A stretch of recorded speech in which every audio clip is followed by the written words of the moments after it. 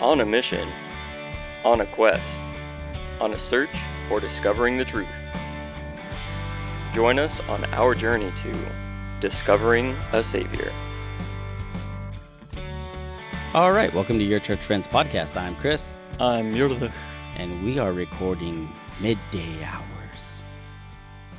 As we normally do. Well, more it's like noon when we normally record, but it's not after hours. It's middle of the day hours. Just throwing it out there, just in case we're not on the same levels of an after hours episode or a noon recording. You're like, you know what? This is some weird. They recorded 3 hours after they normally would. That does a lot to me, though. Yeah, you're weird. Yeah, time, if I in between that noontime normal start to 4 o'clock, sometimes I need a nap, so it's a lot different. I took a nap. Did you? I was on that chair. Yeah. When I was leaving to go get Casey, so she was like, "Did you catch me taking a nap in the office?" And she just laughed, and she was like, "No." I was like, "Oh, well, I've been at work for too long, so it took a 20-minute nap." Yeah. So hopefully it'll be a good one. But I feel like it will. I kind of want to just jump into this episode. Good. Every single time I'm sitting here, I'm like, what kind of weird thing are you going to do in the beginning? Dumb question am I going to ask? Yeah. I'm glad that you stopped asking me about movies. Yeah, I feel you're a lot like Justine, where I'm like, hey, have you seen something? She's like, no. And I'm like, oh my gosh, why? Why am I even trying? Yes, I've seen that movie. Do you remember that movie? It doesn't allow me to partake in this conversation. My media references need to flow naturally on whatever it is that my brain came up with. Yeah. That's what I've learned. So that's how we've worked better on that. So yeah, Let's just let you talk for an hour on whatever series you're current movie series. No, I can't. But I finished Mission Impossible. So yeah, still trying to figure out what's next for me. But let's get into this, because I feel like this is a pretty big question. I kind of feel like it's a question that I think even Christians today, we still struggle with it. It's basically, we're going to look at it as being unclean, the same as sinful. And really where I see it, where it relates with today, is how sometimes as Christians, it's the but I'm saved, I got baptized, why am I still sinning type thing? Because you're unclean. So You filthy sinner. Yeah. Filthy pagan. Go read James. Wash your hands. Oh, wait, that was the COVID verse, huh? Yeah. Yeah. So I kind of figure it's still a pertinent question. So do you want to read the passage, or do you want me to? I'll read it. While Jesus was in one of the towns, a man came along who was covered with leprosy. When he saw Jesus, he fell face down and begged him, "Lord, if you're willing, you can make me clean." Jesus reached out his hand and touched the man. "I am willing," he said. "Be clean." And immediately the leprosy left him. "Do not tell anyone," Jesus instructed him, "but go show yourself to the priest and present the offering Moses prescribed for your cleansing as a testimony to them." But the news about Jesus spread all the more, and the great crowds came to hear him and to be healed of their sicknesses. Yet he frequently withdrew to the wilderness to pray. Leprosy. It's always a fun conversation. Yeah. Talking about leprosy. There's a few things actually when I looked into it that I was like, I didn't really actually know this about leprosy, or how they defined leprosy, or what it looked like in the Bible. Okay, so I'm wondering what you're going to come up with this, because as I was looking at stuff, there's a broad range of kind of how people are interpreting this thing of leprosy. Right, yeah, there is. It's like the any skin disease or something like that, to what we now know as Hansen's disease. There's to that. So it's yeah, when I was a kid hearing about leprosy, it was all The Walking Dead. Yes, yeah. What is this disease? It is zombies. It turns you into living zombies. Yeah, yeah. Things are just dying. Your fingers are falling off. Your skin is just getting saggy to the point of just oh, look, I just left some when I stood up. Yeah. That's all that I understood it. So then when I was studying, and it's just oh no, it could be some bad eczema. Yeah. Sorry, did you just hear that little kid in your head too? Which one? That little kid is you got eczema? You know what video I'm talking about? No, I didn't see that one. I'll send it to you later. Yeah, send it to me later. No, I didn't hear that. I was just thinking of one of those, those commercials for that, like a weird name disease or something, like to help with your eczema thing. Side effects may be da da da da da and hair loss and From what I hear, dealing with severe eczema isn't fun, No. but at least it's not like leprosy, like yeah, Hansen disease or Yeah. what you're calling it. yeah. And so that was kind of more of the. It's weird. I'm on the flip side. Growing up, I kind of was told that like, well, leprosy in the Bible wasn't what we consider this or that. You know, some people it was just like rashes, skin diseases. You know, and because it was different, that's what people considered as leprosy. So there was like all different types of leprosy or skin diseases. It covered like the gauntlet of all of them. Okay, so you were taught the biblical thing. Yeah. But when I was looking at this one and kind of looking more into like the Walking Dead one, I was like, oh man, this is like kind of crazy because like we talked about, it's basically a skin condition that causes the skin to die. Like your skin is basically dying, and it starts like at the fingertips, the nose, and stuff like that, and it starts as it spreads. So like, Yeah, see, that's what I heard of just like people's noses falling off. And yeah, stuff. just like randomly just plop down, or like the ears falling off, and they My brain right now, this stuff is just like, you gave that warning. yeah. You see Mrs. Doubtfire? Yes. When yes. she's got the cream and it's like falling off of her face? Yes. Yeah, I'm just picturing like a nose just like bloop. Bloop right off. One nose or two. But it has a snow, like it was like a white marks. It's Mhm. kind of like the start of it. The other thing I read, and this was interesting to me, was that it attacks the nerves. So like the person can't even feel it at that point. Like, Which, thankfully, yeah. because any skin stuff like that and all that, like that, Mm-hmm. that sucks. So, Yeah, if it's just like rotting away. not that you want to be losing feeling as well, but I Mhm. feel like I would rather lose the feeling in that situation. Right. Sorry, can I just show you this? Yeah. The eczema? Where you get these bumps? You got eczema? I got what? The eczema? Eczema. I thought it was eczema. He's like, why you got these bumps? You got eczema? I love that kid. Yeah, it's great. Kids are great when it comes to stuff like that. Yeah. Yesterday, totally off topic. Yesterday, so we're doing our summer program with the kids here, and Reed came home. He's brought his friend from school to it, and we're driving to take him home. And Reed, when we get home, Reed says to Justine, he's like, "Mom, Elijah has a question for you." And I thought it was going to be something like, "Can I spend the night?" Which I was going to immediately be like, "No," like because I just want a kid spending the night tonight. But he said, "Does Reed really have $3,000?" And she was like, "I told him." And Justine was like, "Well, yes, technically, but it's in his bank. We set up a bank account for him, so we're saving money so that he'll have it for when he graduates." And Reed was like, "See, I told you." And Elisha, his friend, was like, "Oh man, now we got to tell all the other boys." And I'm like, "No, stop telling people how much money you have." And Revy was there too. She's like, "Reed, you don't tell people how much money you have." But kids, they don't care. Anyways, back to the program. Yeah. The infection. Sorry, I'm just throwing it off left and right. The infection sets in, and it leads to degeneration of tissues. Not to be graphic, but it's rotting, it's falling off. The limbs are gangrenous, and the fingers and toes, they just start coming off. So it basically spreads until the person can't take care of themselves anymore and they die. So this is what we're talking about, leprosy in the sense of the Hansen's disease comparison, not so much the eczema. But like in Mark 1, so we were just reading that out of Luke Mhm. chapter 5.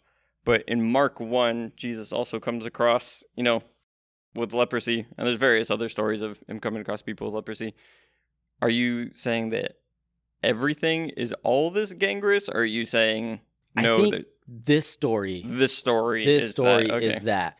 And I'll get to it in a little bit because I feel like there's like Luke gives a little hint, a little different to it. But the real thing that's crazy, and this I didn't know, is that today we still don't have a cure for it. Like there's treatments. Yeah, there's treatments, but no cure. No cure. So first century, there's no cure, there's no hope. You are literally, like you said, zombies. Like you are the walking dead. Like it's literally death. So then we get into like these, why we're looking at is unclean the same as sin, because then there's the Levitical laws, right? They didn't want this to pass from people to people because they didn't really know how people were catching this. So anyone with leprosy was thrown outside of the cities. Is that why? I believe so. What do you have? Well, we're looking at this thing of unclean, Mhm. right? I think that wrapping it into like, why would we even equate unclean with sinful? Mm-hmm. Right? So it's just like Yeah. that's what we're tracking on. You just said, well, these people are unclean. They're put outside of the camp, right? They're on the Mhm. outside.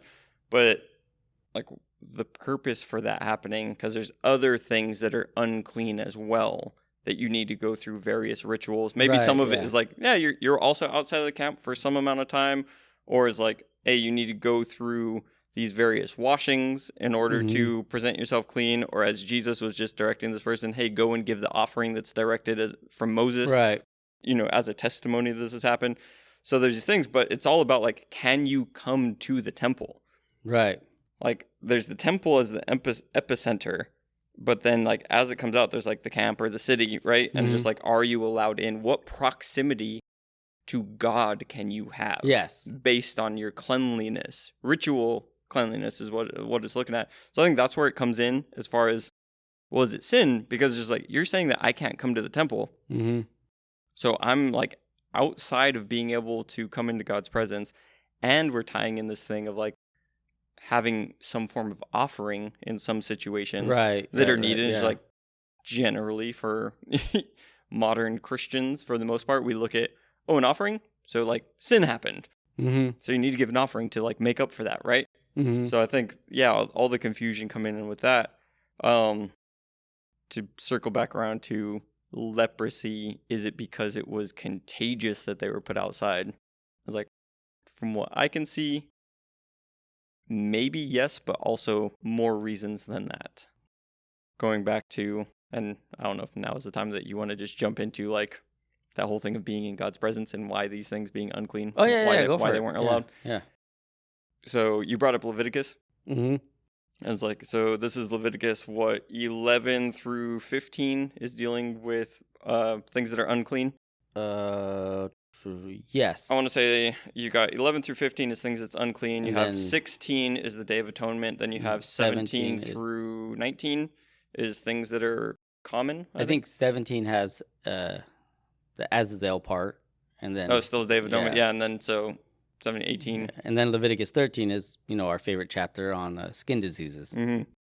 So yeah, but you're looking at that and it's all kind of attached. But what's interesting when I was looking at it is if you have Leviticus 10 and Leviticus 16 seems to be telling a story, and then you have 11 through 15 are kind of like put in there. Yeah. Yeah. So 10, you're looking at Nahab and Abihu. Oh, the two sons. Yeah, the Yes, two sons. Yes. Who they go. Aaron's two sons, just to Yes. clarify for everyone listening. Did I say the names right? I don't Yeah, have notes in front of me. yeah, I'm just yeah. going off of like memory on this. But they go and they offer what the Bible terms as strange fire, and the fire consumes them. So they're going out with the way that they should be approaching God. They're offering up the strange fire with that, and then they are consumed. So you have these two sons of the priests that are coming, and this situation happens. And then the story just kind of goes, all right, let's talk about all this unclean stuff. Mhm. Like, what is clean? What is unclean? But then you get to Leviticus 16, and it starts back up again. It's like, so those two sons that were consumed by the fire. And it's just like, it's a weird interjection into Leviticus that's looking at what is clean, what is unclean. And I think that really ties it in when you look at Nahab and Abihu were coming to present something to God, and they did it incorrectly. Mhm. And then you get this whole section on kind of coming into God's presence and what's allowed and what's not allowed, and how do you keep yourself clean to be able to do that? Or if you become unclean, how do you go through the process of like becoming ritually, ceremonially clean again to come into God's presence? So that being said, I think that just that concept of they did it incorrectly and they were consumed is showing like more the thought of what this is. It's less to do with like, oh, well, it's a sinful thing. It's more you're coming into the presence of God, and there's something about like how humans need to do that. Mm-hmm. otherwise you get consumed. And it's what's his name? The one they were carrying the ark, and he Oh, Uzziah? yes. I think it's Uzziah, right? Yeah. I knew it starts with the U. Yeah. So again, same thing. They were told, like, hey, you shouldn't touch this. They even had, like, that's why they were supposed to be carrying on the poles. But they had it on a cart and it was about to fall off of the cart. And then he reached out to stabilize it and he just gets dropped dead. Because, like, God is this holy power. Yeah. And if you're coming into or touching or interacting with that incorrectly, then it's dangerous. Yes. Yeah, I think that's probably the best way to phrase it, that like it's dangerous on how you come to God if it's incorrect. Yeah, so it's more like, oh, the cleanliness is more to do with safety. Mm-hmm. Yeah. Is how I would see that. Yeah, and for me, when I was looking at it, there was like it was a kind of a twofold thing where like, okay, we needed to get this out of the community before it spreads, because then the rest of us can't be in the presence of God. So how do we prevent something from infecting the community? That's why there's like you talked about it, the clean laws, so ceremonially unclean, and then the difference between morally unclean, like the actions that are way worse than, it's like murder, rape, death. Which even there, when I was looking at it, because the question that we're looking at is unclean the same as sinful? Right.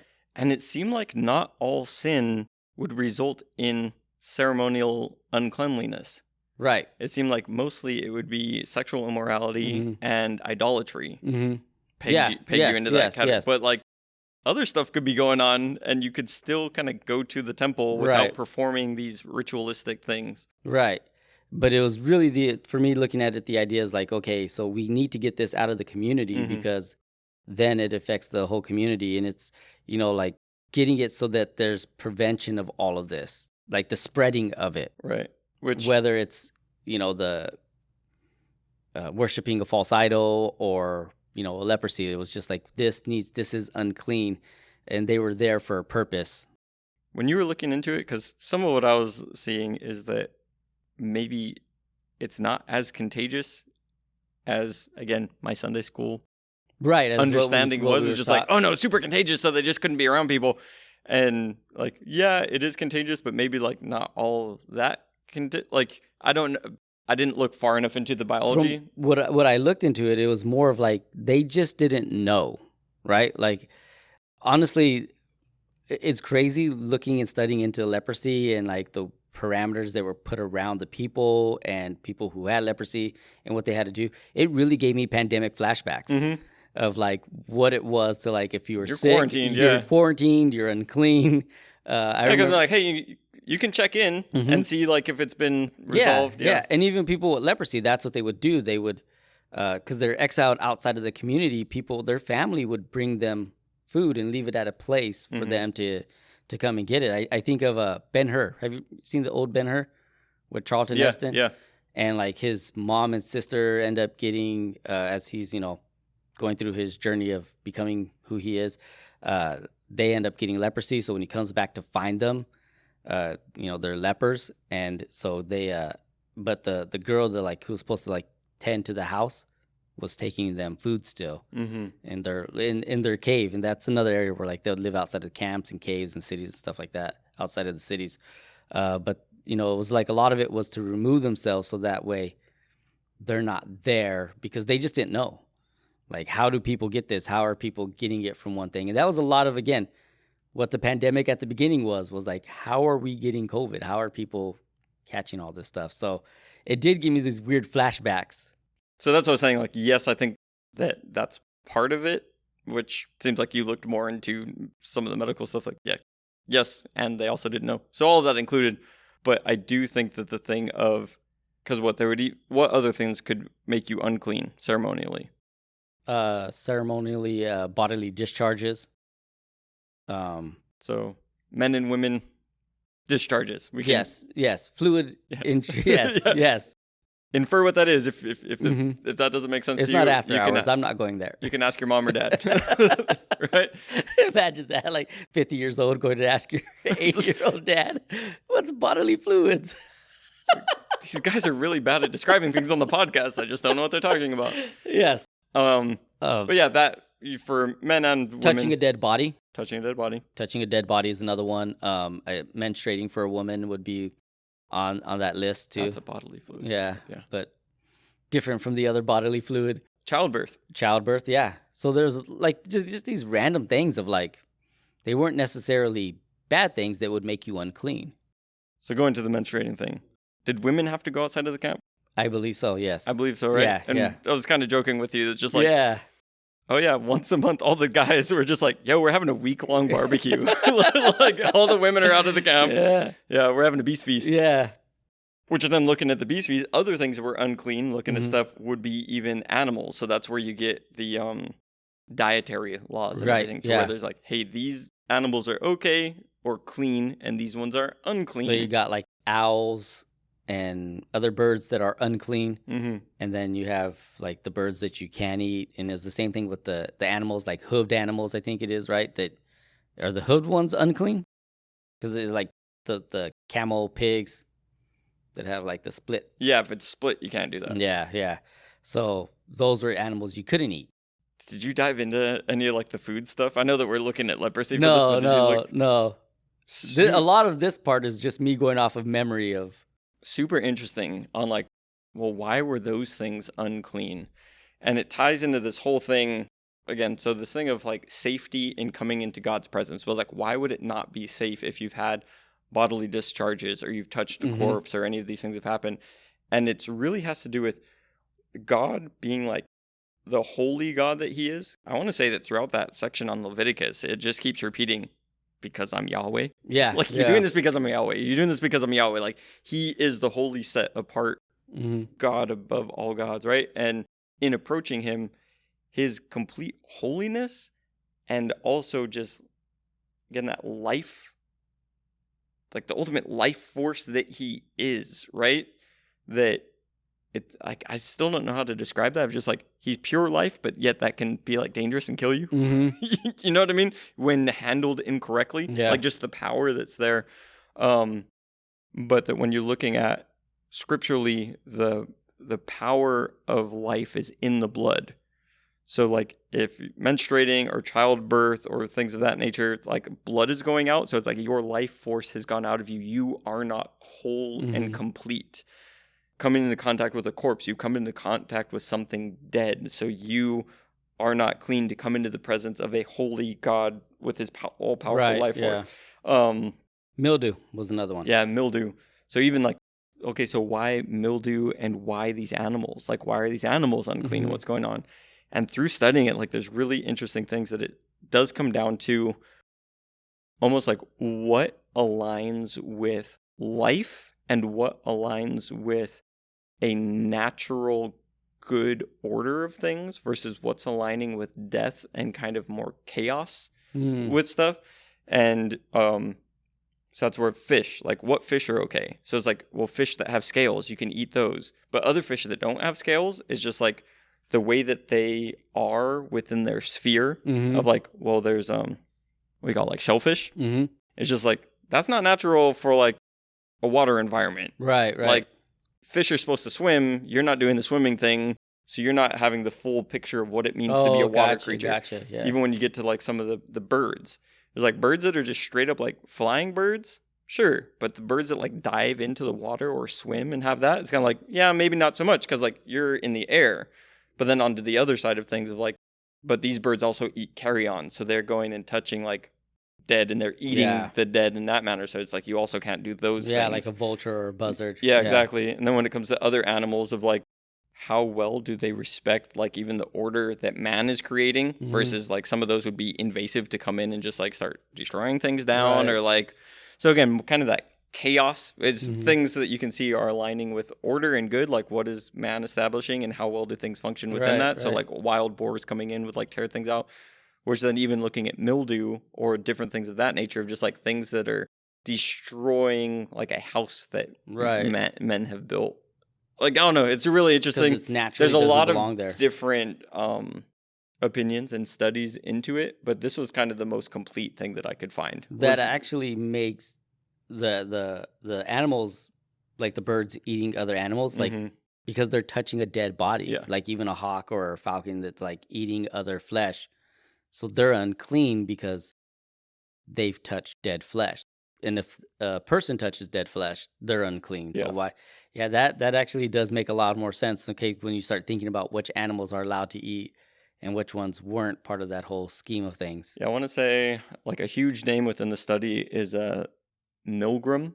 Like it's Milgrom. And then other people building on top of it, I want to say I think it's all last names. So it'd be like Carol and Douglas. Kind of anyone listening to look those up. Those are the ones who, I think it was Douglas, kind of pushed it the farthest with a lot of that tie-in that I was having.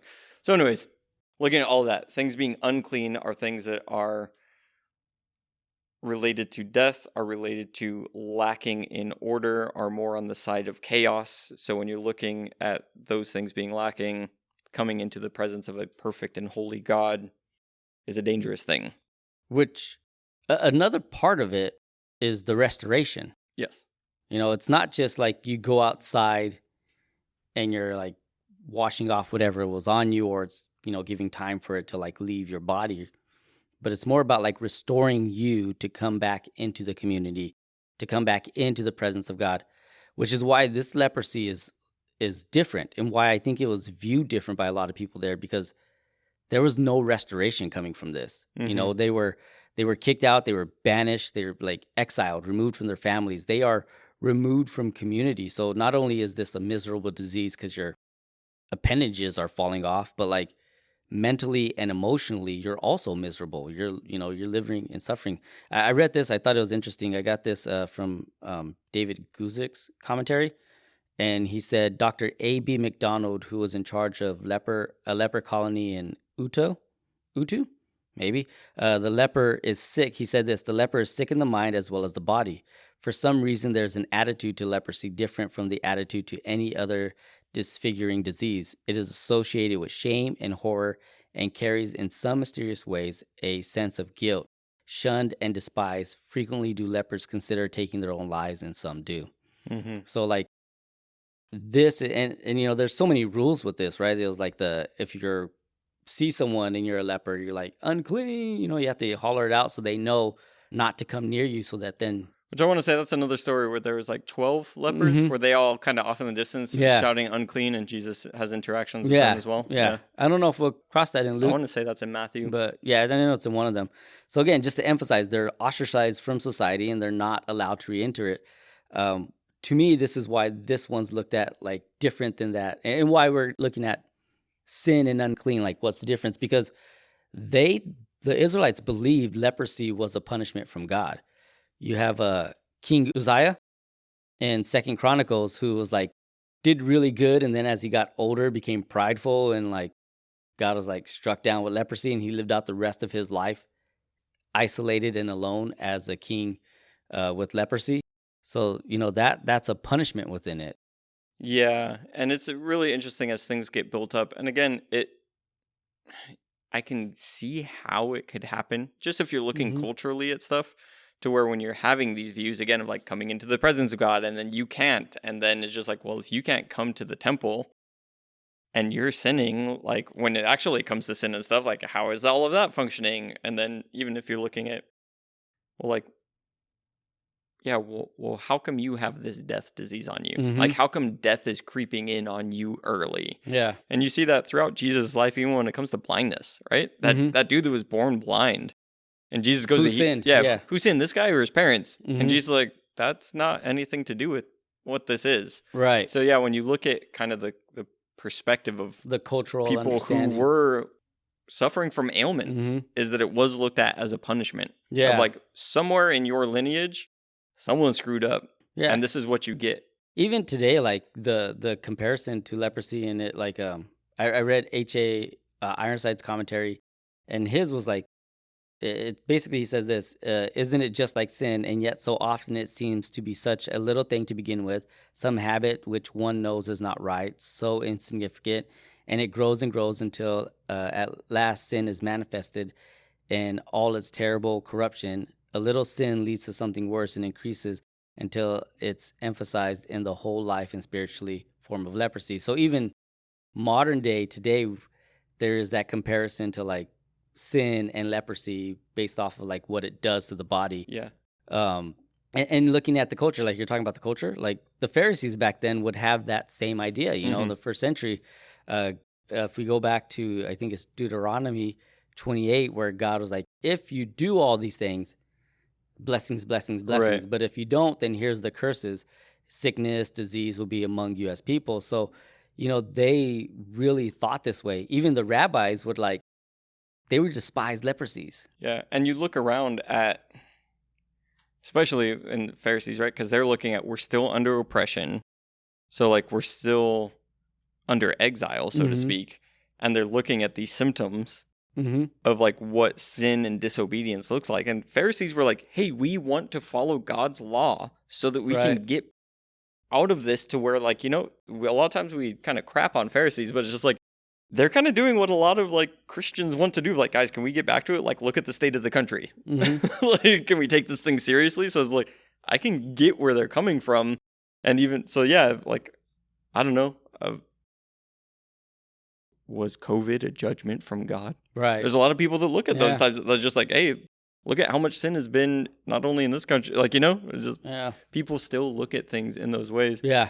But it's such a sad thing how you were saying, even on for modern people who are suffering through this, that the amount of, like, depression or, you know, taking their own lives and getting to that, because, like, isolation. Like, think about it. You get sent to prison. What's the prison within prison? Isolation. Yeah. Isolation, to lose contact with people. But then, like, even if you have, like, a colony of lepers, which, you know, that kind of is what happened. Oh, we're all unclean. Like, we need to survive together.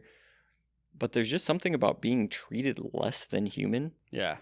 And it's just so horrible. It's dehumanized. Like, you know, it's just like for people made in the image of God, to see, like, how humans can treat other humans, it's like, it's so screwed up. And what we see here with Jesus, right? The man says, Lord, if you're willing, you can make me clean.